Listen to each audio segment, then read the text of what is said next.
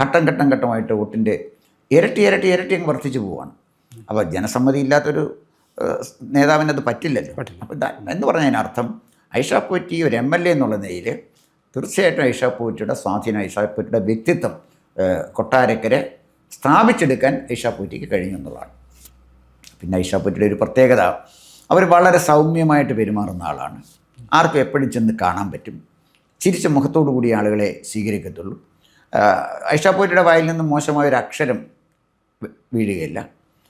നല്ല സംസ്കാരമുള്ള ആളാണ്, നല്ല ആഠ്യത്വമുള്ള ആളാണ്, നല്ല കുലീനത്വമുള്ള ആളാണ്. ആ തരത്തിൽ ഐഷ പോറ്റി ഒരു ബഹുമാന്യയായ MLA എന്നുള്ള നിലയിൽ അവിടെ അവരുടെ പിന്നെ ഒരു പേഴ്സണാലിറ്റി സ്ഥാപിക്കാൻ പറ്റിയിട്ടുണ്ട്. പിന്നെ ഐഷ പോറ്റി ഒരു പ്രാവശ്യം കമ്മ്യൂണിസ്റ്റ് പാർട്ടി വാൺ ചെയ്തു.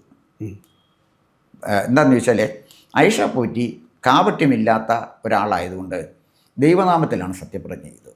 അതാണ് CPM കണ്ട വലിയൊരു കുഴപ്പം.